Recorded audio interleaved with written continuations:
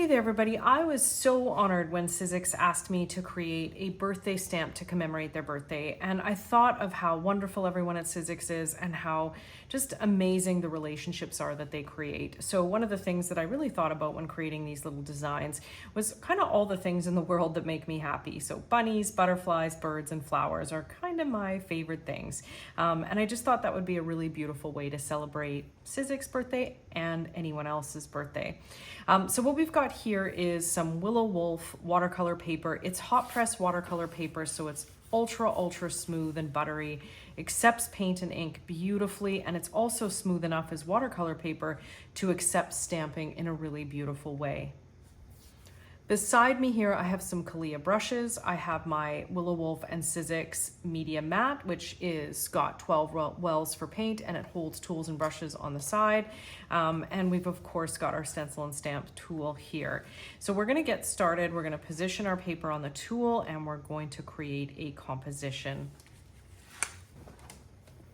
When beginning, I take the lid off the tool to decide kind of how I want to lay this little card out, and I'm just going to put it right in the middle and kind of follow. So once we've got our stamps out, what we're going to do is take a look at the different compositions that we can make, and there's many compositions here. So here's our little bunny, for example, which could fit right in the middle. I just think bunnies are adorable. You could have some florals coming off the sides, and then your happy birthday message up here. Super cute. I think one thing that I would like to do is I often try to take inanimate things like lettering or writing, and I want to position something near it that kind of creates a relationship. So let's put that there. I haven't fully decided how we're going to go about this yet.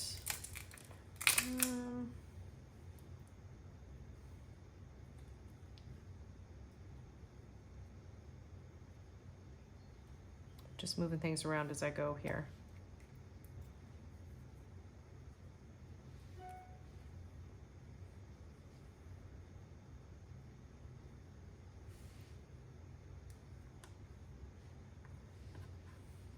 There we go. This is the fun part of not having decided before you start. So let's put a little butterfly maybe here and a bigger butterfly here. We got another little one here. Let's put that in there. And we can leave these other ones out for now. You don't have to use everything at once. Once you position your items in place, we're gonna take our top with the shiny side down, so there's texture on one side and no texture on the other. I get a lot of questions about that. Once it's on there, we're gonna take it off, and I'm gonna take a black waterproof fast drying ink. Oops. And we're just gonna stamp the elements.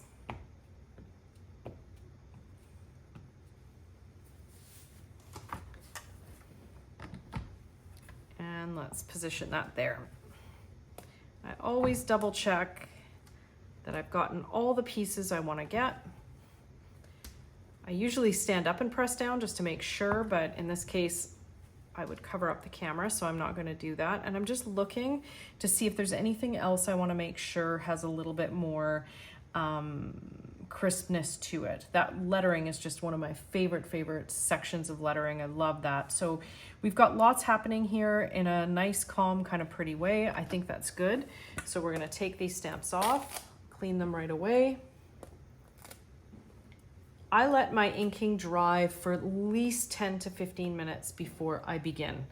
The reason being that even though it feels dry to the touch, if I've pressed a couple times on the ink, it may not be quite as dry as I want it to be. To get started, I've let this dry about half an hour just to make sure that ink is fully dry. And we're just gonna grab a couple of main colors here. We're gonna grab some yellow, some red, and some pink, and a little bit of blue probably. So let's start with our lighter color, and I'm actually putting it right on the media mat for right now. I'm leaving my wells open. Usually I put it in the wells, but sometimes when I'm doing a lot of different projects at once, I'll just put it straight on the mixing palette below. Either way is 100% fine. So that's yellow light, a cad red of some kind, or a just kind of a really warm orangey red. a rose color, permanent rose is what I'm using there. We love our greens, so we got to have a little bit of sap green in there. And it's not going to be a very comprehensive palette for this one. I'm just going to use a bit of cerulean blue. Changed my mind. We're going to go with ultramarine.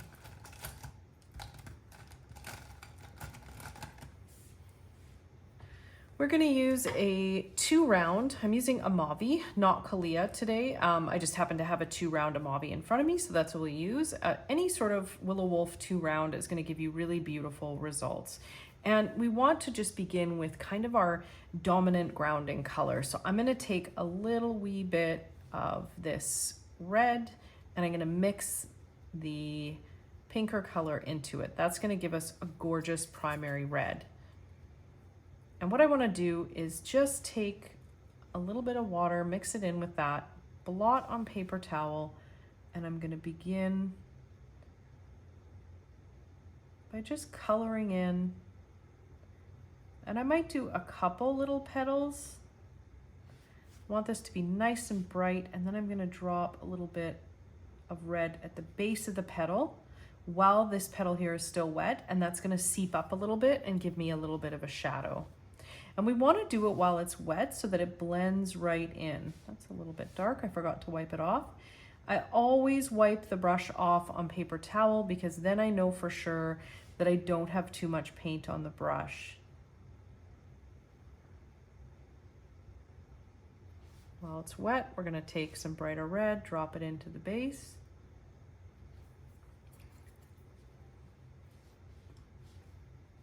And what I love about painting within these stamps is just how much you can really kind of relax and enjoy the process. It's a leaf behind there I just about painted red. Drop a few little drops of red there. Now, some people like to kind of paint a section at a time. I have a tendency to go through and paint a first layer of a color when I'm doing something like this. So we've got some reds there. Drop some darker color in. We put the darker color at the base because often it's kind of moving into the center or the calyxes and sinking down a little bit. So we want to put it at the base because then what that does is it looks like it's pulling that flower in a little bit. Blot on paper towel. You don't have to solidly paint the whole thing in. You could leave some white spots or space. Grab a little bit of deeper color, dab it in.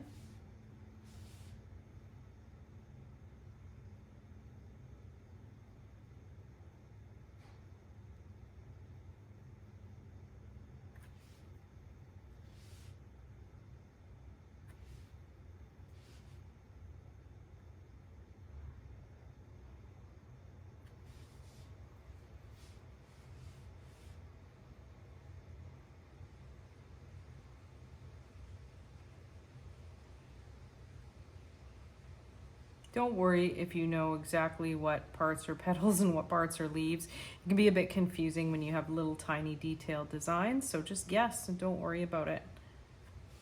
I think this is probably one.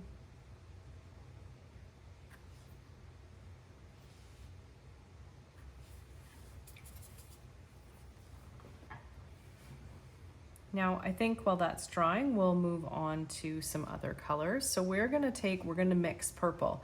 And purple is just this magenta-y rose color and a little bit of ultramarine blue. Kind of equal parts of both. And if you have more red, it's gonna be a red violet. If you have more blue, it's gonna be a blue violet. If you get equal parts of each, you're going to have purple. So I'm gonna pick some of these little violety looking flowers.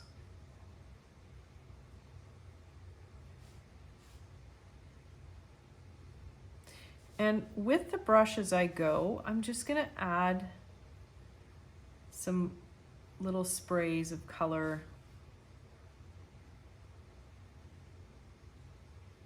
in and around it.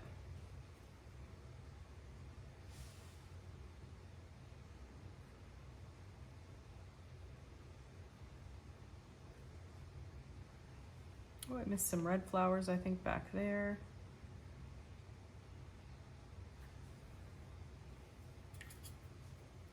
Come back and get those.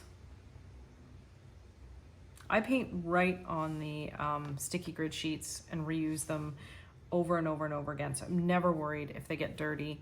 If I don't have any pops of color that's darker at the base, while it's drying, I can actually come back in and add a little bit more right now.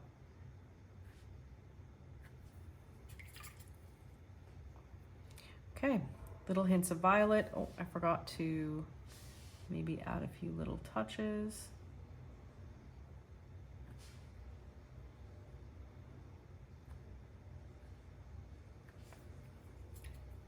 Green, we're going to use straight sap green.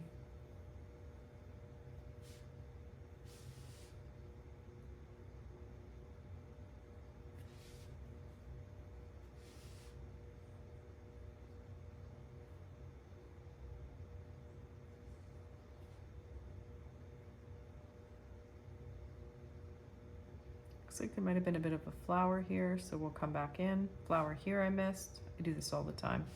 I get so excited to paint the next thing that I miss a bunch of the other stuff in front of me.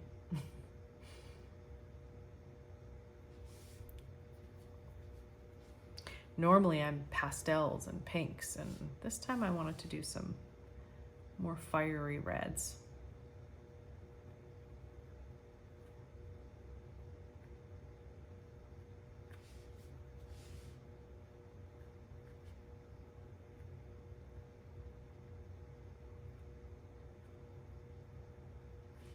Getting a nice coat.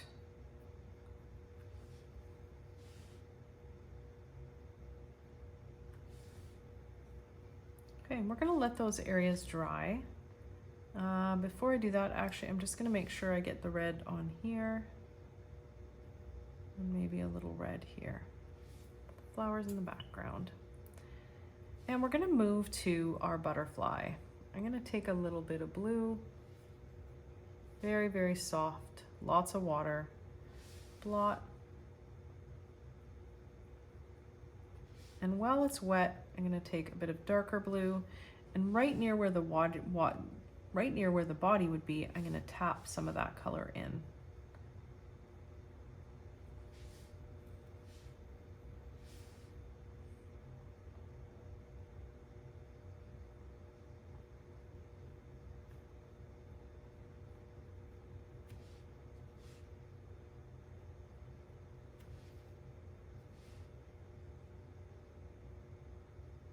Same thing for this one.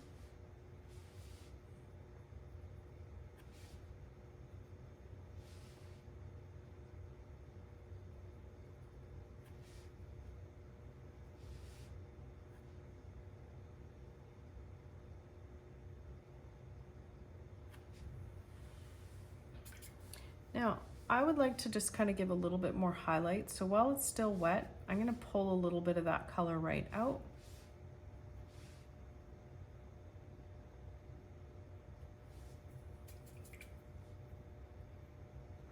Our little hummingbird, we're going to take some green.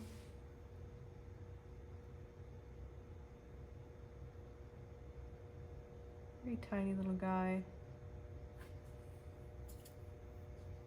And maybe a little bit of pink on the throat.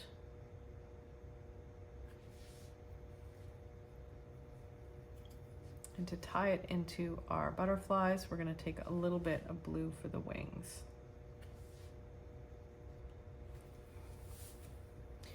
Now, once this is dry, there's a couple things we want to do. I want to take a little bit of this yellow and just put some dabs of yellow in the center of each flower, of each of the red flowers.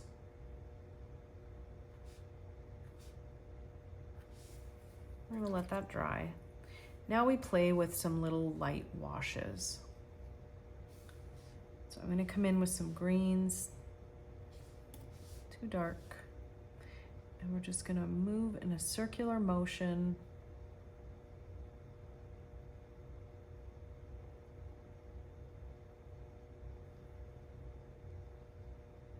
around the elements, and basically continue to add water till you've blended them into the background. So we come in from the inside around the elements. You don't have to fill it all the way in. And then we add water, lots of water.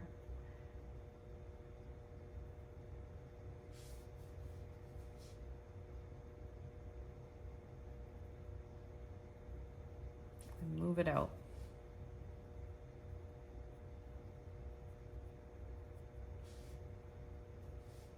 This to me is one of the more relaxing kind of parts of painting, is just to be able to watch the water and the color do its thing. It doesn't have to blend perfectly.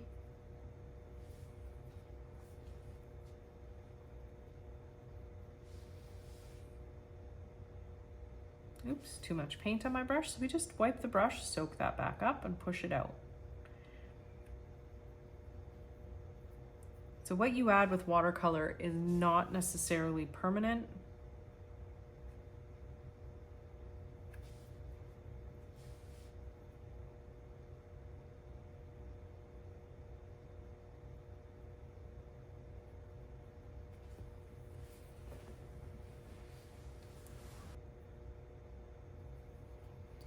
And I always love to add, let's pretend there's a little sky above here, and it can merge with our green a little bit.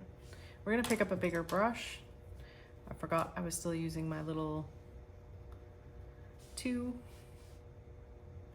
Oops, that's a lot of color. Let's move that around.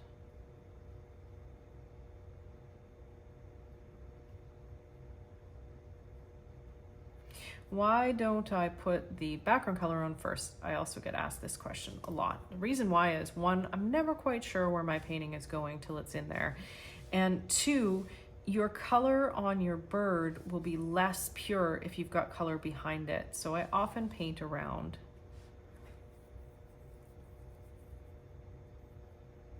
I'm just kind of imagining some clouds in the background. So you can see one of the things that I did here, compositionally speaking, was I kind of kept the greens on these 2 corners and the blues on the other 2.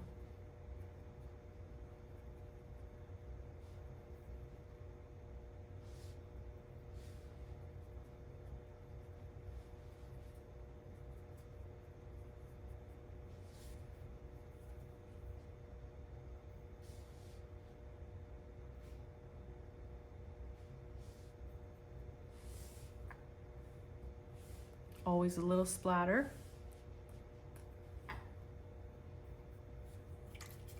Let's let that dry, and then we'll add some final accents. Okay, I'm gonna take some white acrylic. One of the things I love about the media mat is just how easy it is to put different media on the media mat. So let's take a little bit of white acrylic. I'm gonna go back to my liner, and this is dry, so I'm gonna add some little tiny touches of white sparkly dots. The reason acrylic sits so beautifully on watercolor is because it's got a slight sheen to it. So it's gonna stand up from the background and be a little shinier than the watercolor underneath.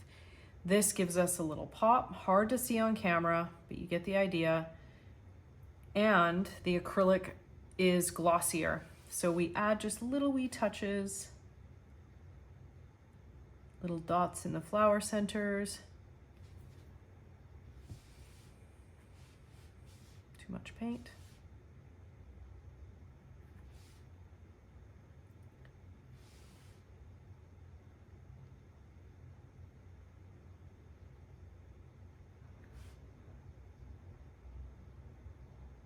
And you just play. So I would touch into the butterflies sometimes. So let's take a little bit of thinned white acrylic. I'm gonna put a little wee dot. Well, that wasn't wee, that was actually a little bigger. Dot for the eye. Maybe a couple shiny bits there. And you can come in and add little bits of highlight to the little spots, the middle of the body. Just have fun and play and enjoy the process. Thank you everybody for watching. Happy birthday, Sizzix. Thank you for inviting me to be part of these beautiful collections by many incredible artists. And I hope you enjoy painting beautiful birthday cards. Thanks everyone, see you soon.